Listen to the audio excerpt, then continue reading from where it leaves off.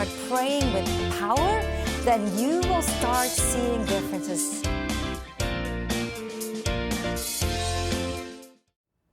Sex trafficking, human trafficking is modern-day slavery. The statistics are startling. 27 million are enslaved today. Less than 1% of the 27 million victims worldwide are even identified. The average age for a girl to be prostituted as a sex slave is age 12. It is time. It is time for America to stand up and make a difference.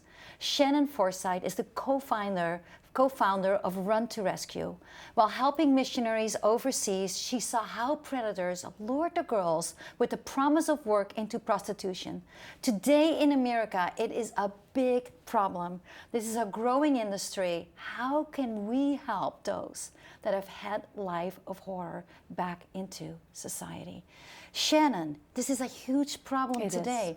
How, because no girl signs up for this. No. So how do the girls even get lured into being a sex slave? Well, we have seen so many various ways, but then the most popular way is the Romeo pimping, where they make the girls to fall in love with them. And with the society today, with our identity, our girls are looking for self-worth and feeling beautiful, and there's just this pressure. So, and father's not even in the picture nowadays, and the divorce rate, just a lot that goes into all of this. But these girls are just wanting to be loved, and these traffickers come in with this psychology to lure these girls in and to make these girls fall in love, and then to turn around after they're buying them things and putting it on them, that it is your financial burden. That's why we're in this mess. So if you love me, you'll do this. And that is the most common one. And then the torture and the beatings and things start to happen right after that. Wow. Once a girl gets trapped, you know, in the beginning, she still probably thinks the guy loves her. Right. But then, you know, I've heard as many as 12 or more guys a night basically in those situations. Yes. She wants out. She does. She wants out. So, and of course there's good men too in this world, but that's kind of the world that they are in. That's right. So, but why don't they just run away and take off? It is, there's so many, again, each one of our girls are different. One is fear. There's coercion. They'll threaten the family members if they leave, or they will threaten if they're in a stable, which is multiple girls in one stable. What do you mean by stable? The trafficker has more than one girl, and so they call it a stable. And so if she leaves, then the other girls will get in trouble. And so now, you know, there's an attachment that happens with these girls, or she will get beaten. Or where's she going to go? Some of these girls may not even have an option to go home, or maybe there's just too much shame to go home. And so it's very quickly that they lose hope in a matter of a month, that they could just be, this is just my life. There's nothing else I can go to. Wow. So they're being broken down happens pretty quickly. Wow. And I've heard even something like gang rape or beating up, and the girl finally is like, no. Right. So now once they're in that sense of hopelessness, is that where they want them? They do, because then they have full control. Because if a person has no hope, then there's no dream for the future. There is no, that's where people will commit suicide, when there's no hope left. And that's why God, being the hope of the world and being our anchor of hope, is so powerful. Because if we can put hope, if I am talking to a girl on the street, if I could just give her hope, I might get her a couple, maybe not right away, but a couple months later. And so, because she has, hope is powerful. Hope drives dreams. Hope drives them to do things that are extraordinary and impossible, which would be leaving their trafficker. Wow, wow. Now, I've heard something like false rescues is what happens. Is that one of the ways that they make sure these girls are not running? I don't understand false rescues. I've never heard that. I've heard of the pimps setting up false rescues of a guy coming in and saying, oh, I'm just going to take you out of here. I'll protect you. You're safe. And then it's false, and then they get beat up severely afterwards. Well, I've not had that situation happen, but what I have had happen just recently is we had a girl who law enforcement called us. We were able to get her. We had a plan. She had this great opportunity with us. And the trafficker put out a missing persons report on her, so that when she's picked up, they would call. That's terrible. That smart, actually. Yeah, so they are. Now, were they able to look through? You see, you got me instantly connected here. I'm like, were they able to look through all that? Well, what happened was she was getting phone calls, and her phone was given to law enforcement. And so I called law enforcement. I said, hey, you guys still have the phone, right? And they were able to find out that he changed the number, or he had the number, turned off the phone, so that the phone calls, he had now the number with him. And as he was calling her, it was through that law enforcement had found that he had put out this missing person report. It wasn't actually him that put out, it was one of the bottom bees, which is the head girl in the stable, who is in charge of his business in a sense. And she would get the phone call because she'd be like a cousin, or she would say she was a relation to her. Yeah, wow.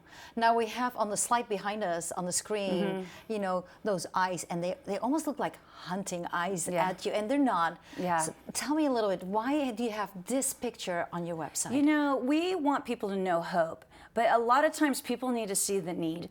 And there's a big thing in the community. It needs to be hopeful. It needs to not be so daunting. But you know what? I need to capture the church's attention, because they're lost, and these are our girls. And people think, oh, this doesn't happen in our community. Well, you know what?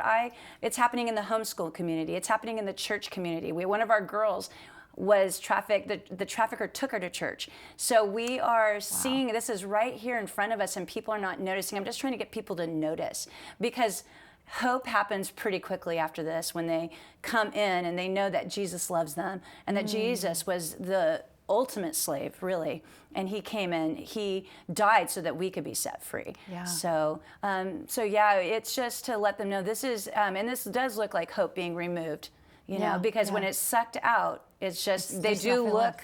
What is the normal expectancy of a girl? On They're the pretty streets? young, aren't they? What is the age that they usually start? The average age of entry is 12, and the average lifespan for a girl living on the streets is 7 years. So if she's trafficked at 12, she may not be alive by the time she's 18. Now, how many are you usually able to save? You know, how many can get out of that? Well, we have worked with over 100 girls. Wow. So and the stories all vary. Some of them we work with on the streets, they get out, but then that pull is so great. And people really struggle with that. But then the girls that come out and they do well, the battle's hard. Yeah. I mean, it is really hard. Well, Satan's pulling on the other side. Right, they may. With deceiving. Right. And I've heard that the gifts that the pimps buy, they think that's the only person that really cares about them. But if you really think about it, it does not make any sense at all to us. Right, it's right. So how do you break that? You know, that's why when we, in our organization, we take them out, and God says to separate them, you know, and, you know, God calls us to be separate to him. Yeah. So my husband and I just thought, you know, we just need to separate them to the Lord. And what we do is we remove all of the old things, all of the things that are tying them down, and we just kind of, so they can hear from the Lord. That almost sounds like being born again. Right. Starting over. Right. And there's lots more. How do you actually help a girl that sees an average of 12 guys per night, 5-6 days a week? How do you help a girl to get her identity back? That's next. Stay tuned and see what Run to Rescue is doing today.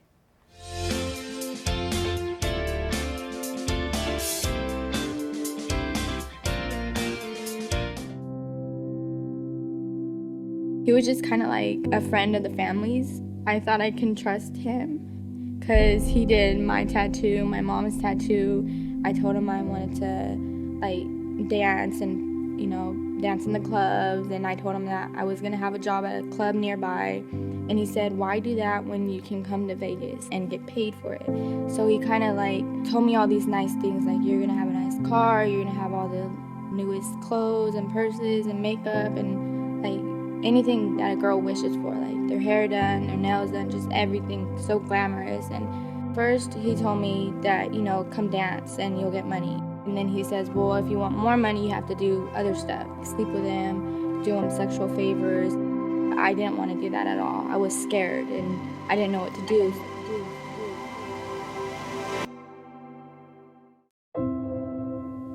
There's a lot of girls that need help and don't know where to go. They're stuck. They don't know who to call. They don't know anybody. They're trapped and they're just dying, and they need people like you guys, good people, good Christian people, to help us. And We just need an opportunity to change our lives and just give us a chance.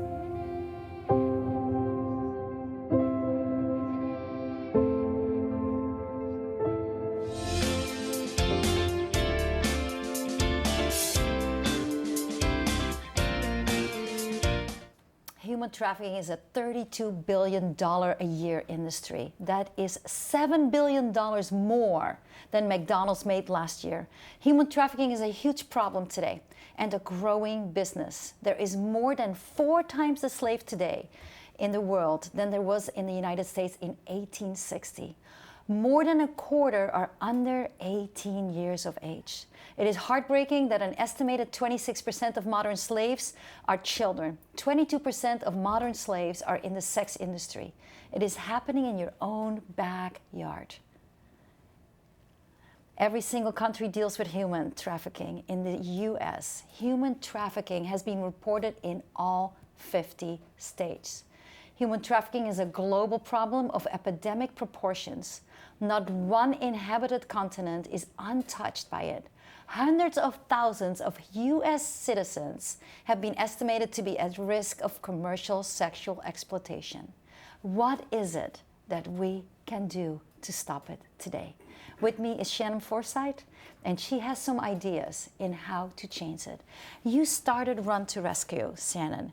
How did it all come about? You don't just say, hey, I volunteered, I'm going to do this, you know? So how did it actually start? Well, I was working with a mission organization, and I didn't have a heart for human trafficking. That was not something that was on my radar, especially here in the United States.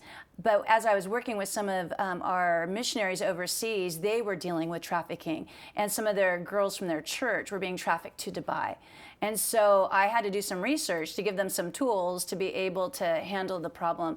In the process of that, I found out the problem here. And it was staggering. And at that time, my daughter was 12, which was the average age. That's the fear of every grandma and mom, you know? It's like, how do we protect the children? Right. They don't see the danger. That's right. So, and I realized it was in my own backyard. And now, what am I doing with overseas when I should be here and focusing on the issues? So I started sharing with my husband, and we just kind of started praying and caught a vision, and we just kind of stepped out because how do you start this? Where do you even begin? What was even the vision that God shared with you? You know, it was all in Hosea, you know, that he will take them to the wilderness and speak tenderly to them. And that was where that he will take them to the valley of trouble and bring them into a gateway of hope. And so that was what the Lord was showing, was that that's where he wanted us to separate them. And so we didn't know. We saw this big vision. We thought it was typically have the safe house, have the girls in the safe house, and that's what we were going to do, but God didn't open that door. So you think just a safe house, putting them all together, and just getting them to a little program and sending them on. Right. But that is, through the last 4 years, that has changed dramatically. We started as a rescue organization, going out and getting the girls. And so now what we do is our biggest part is our Anchors of Hope project, where we take the girls and we work with them. We partner with safe houses, and we work with the girls for 6 to 8 months on their trauma, along with the safe house that we've partnered with. And then they are able to apply to go into our Anchor of Hope project, which is our Anchor Homes. And that is families and teams of people that work with this one girl. So a mom and a dad, and then 4 to 6 mentors working with this one girl in the transitional side. Why 4 to 6 mentors? Why not just one safe person for that girl? Because, you know what, we're dealing with a lot of trauma. Okay. And what we're finding is when she was on the street, she had a team of people. She had all these people that worked with her. It was a family. I mean, look at what the enemy did. When they're out there, they call them daddy. And oh my goodness. So the pimp is their daddy. And so then the girls are their wifey-in-laws or their sisters and then uncles. They use family names. And so Satan has taken the family. That makes me angry. Yeah, so he's taken the family denominator, the power, and has twisted it. And God says he places the lonely in families and he sets the captives free. It says that in Joel. So there's a power there. So what we have found is when we place them in these homes with 4 to 6 mentors supporting that home, and Run to Rescue as case managers supporting that, these girls, they can't help but succeed because there's so much, there's like cheerleaders just rallying around them saying, no, finish this. And it's a year long, but we've seen a huge, wild success with these girls. It's hard. It's hard. It's probably heart-wrenching sometimes what you see, but then there is God saying, nothing is impossible That's with right. God. That's so when you work with those girls, I'm sure there are medical needs. There are Yes. a huge amount of expenses. Yes. So if somebody would be interested to help you guys out financially, where can they go? Do you have a website? We do. You could go to Run to Rescue, run with the number 2, rescue.com. Okay. And So you that'd be can, you go to our donate button, and all the money right now goes to our girls. We don't even have a staff right now, a paid staff. It's all volunteer based. All volunteers. Now, you said earlier you had rescued about 100 girls. Then Yeah. I'm thinking in the back of my mind, if you have a team of 6 people around each girl, that is 600 volunteers. Yes. So where do you find them? Well, we don't. Not all of those girls have chosen to go into an anchor home because they don't qualify. So if they have a mental health issue, they can't go into an anchor home. Are there a lot of mental health issues with the trafficked girls? There is. Is that because they drug them out, or they have gotten so messed up by what has happened? So messed up. They've been the PTSD, they could be bipolar, schizophrenic, just depends how long they've been in the life. So we are, it's beyond our capacity. So we have to What do you assess do them. with those girls you're not able to help? We have different partnerships with the mental health that will help. We do not, we just don't walk away. Well, you have your own person that you are trained for to help. Right. With. Of course, you Right. can't help We everybody. Can't. Right. I get that. Right. And then we have our underage girls, which can go into an anchor home. But what we do is we do wraparound services for those families that are underage, so that if they're still in the home, we send a team that's still like an anchor home, but it's just this team surrounds these girls, helping them get to school, helping them do well in school, helping them. We even have a partnership with an online school if we needed to do that with the girls. It's accredited. Wow. So we have wraparound services. Some of our girls run.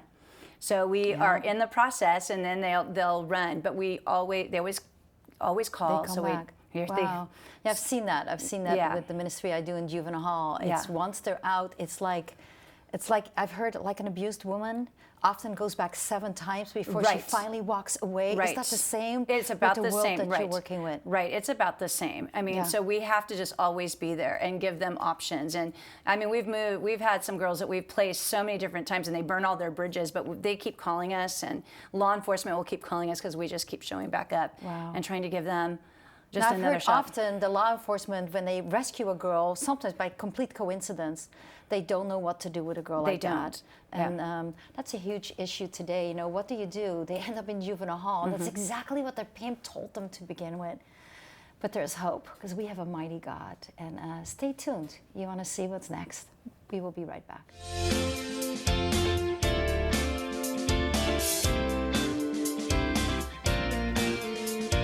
Hi everybody, my name is Maria Dominguez, and I am the founder and creator of Loving on Someone Today, Lost Outreach and Ministry, based here in Sacramento, California.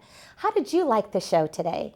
We would love it if you would visit our website, and we would love it even more if you would go to our Facebook page and like us. And we'd love to get you some information about loving yourself from the inside out. We enjoyed our time today, and we'd love for you to join us the next time. Thank you so very much. God loves you, and so do I. And so Love Your Life Ministries, which has Barb TV part of them, wants to pray for you, connect with you, and help you. We do events, we do TV shows, and we want to connect with you personally. Call us, 855-515-5550, or again, barbtv.org.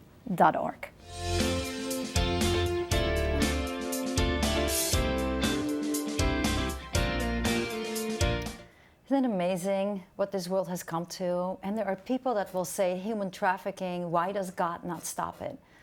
I need to tell you, it was not God that created it. It was not God's choice to make this happen. But it seems like we live in a world that is full of evil, that has greed and lusts and addictions that choose to go that direction. But there is hope. And if we turn to the living God, like he brought hope when there was Mary, right there, Mary, the mother of Jesus, and all hope was gone while they were under Roman captivity. And then there was an angel that came and says, I'm bringing hope. I'm bringing you the Messiah. I'm going to set you free from the oppressor, because nothing is impossible with God. And that is not just for this moment, that's not just for this time that you're alive, but that is for eternity, for the entire world. And that is, my friend, what God wants to give to you and to the trafficked girl. and to everyone walking on this earth. So with me is Shannon Forsythe, who's been called by God to make a difference. Shannon, nothing is impossible with God. No. And then so often when I think about the government and their involvement with this, I've heard it's a staggering less than 1%. Yeah. What is it that could be done differently? Yeah, if we have 300,000 girls in the United States that are being trafficked, there's only about 600 beds in the United States. So we are low, we don't have enough beds. And the government— That is terrible. Right, and the government is not going to be the solution. The church is the solution. But the church is listening to this, they're being stirred, but what are you going to do about it? Because if every church in the United States of America would take one girl, we would blow the 600-bed issue out of the water. Wow. And the church isn't stepping up. Now, I did a trafficking awareness once in a church, and people won't show up for it. Yeah. And I am like, and especially the men won't show up for Right. it. And I'm like, how can we change that? Because it is a huge problem and it's amidst of us. Right, right. And we need to care for one another. We do need to care for one another. And the men who are not struggling with pornography, but the heroes, the fathers, we need them. Because these girls need to see what the heroes are, and they need to see how are they going to know their heavenly Father until they see that in someone. And it's our men that are going to be able to do that. But so it's not a women's ministry. Right. It is our ministry. We all need to step into this. So what are your biggest needs at the moment? Well, we have three. Our biggest need, of course, is financially. Our girls, we try to just bless them. They're princesses, so we'd really just You want to do their nails like the pimps did their nails. We do. And so they feel valuable. And get them clothes. They come in and they can get used clothes, but we want to buy them some new clothes. Yeah. Their medical needs, legal issues, anything that comes up, school, we pay for all of that. So yes, there's cost. And now we're looking for a triage home because we want to take the girls right off the streets. We want to be the solution immediately. So we are looking to open up a triage home. Because with like foster care, they first end up in a kind of rescue care. Right. And then they get comfortable and they start feeling loved, and then they're ripped out of that and put in a different foster home. Right. And they're kind of moved around, I believe. And so you don't want to do that with these girls, because what is their biggest issue? Is it trust or love? Oh, yes. What is it? It is definitely trust. Abandonment. One of our girls right now is in an anchor home, and she had an issue just recently, and she was afraid. She was acting out, and they didn't know what was going on, but she was afraid they were going to leave her, that they were going to abandon her. And what she realized is that they loved on her and hugged her, and she didn't know why she did. She's like, I don't know why I'm doing that, but because she rather not hurt them before she gets hurt. And so abandonment and fear of no one wanting to love them, or being so ashamed, of their past, or everything they've gone through is still all in them, in their head and in their mind, that if anyone knew what was really in there, would someone really love them? Wow. There's so much that you have to offer for the people, and you need more help, yes. Obviously, because especially, you said 300,000 girls, 600 beds. Yeah. That's not going to work. Could you give me your website one more time? Yes, it's Run to Rescue, run2rescue.com. Wow. I would like to give you my book. I would love it. Oh, I love it. Thank you. Give it to one of the girls. I will. For me. Loving yourself from the inside out. I will. Thank you. Thank you so much.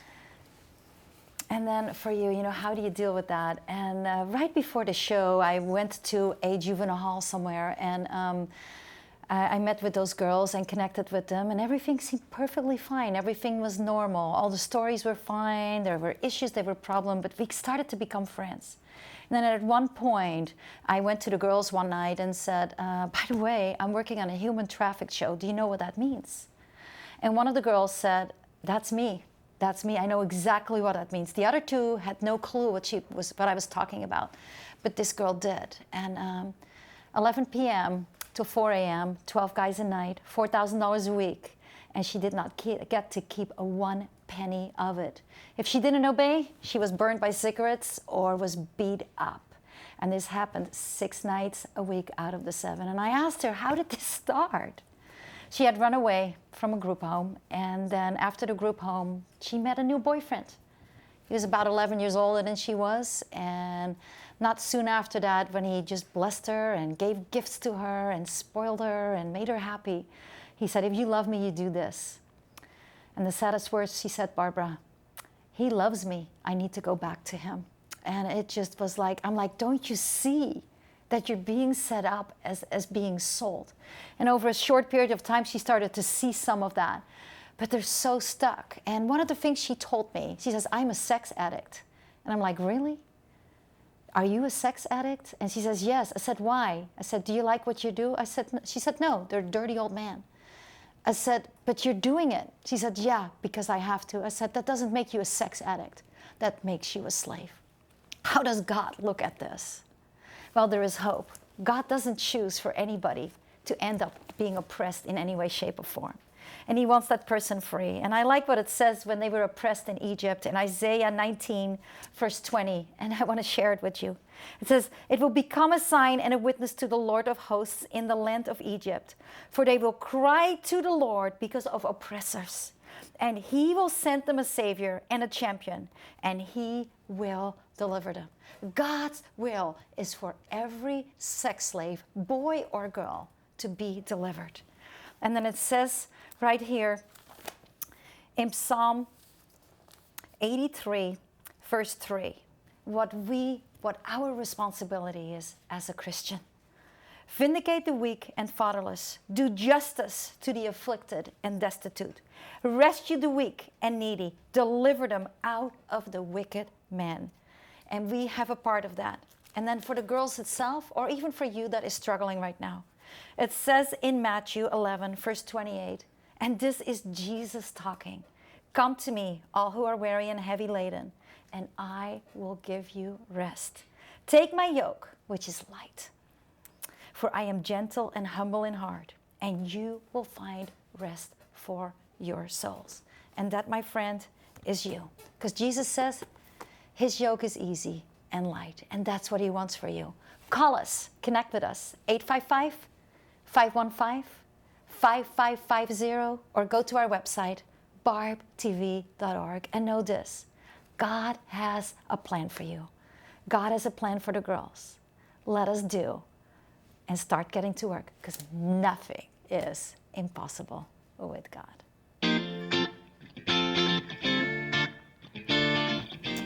God has a plan for your life, but often when we start, especially going into the college years, we kind of make our own plan and we move on, and then instead of starting to keep dreaming, instead of you keeping to plan in what you're going to do next.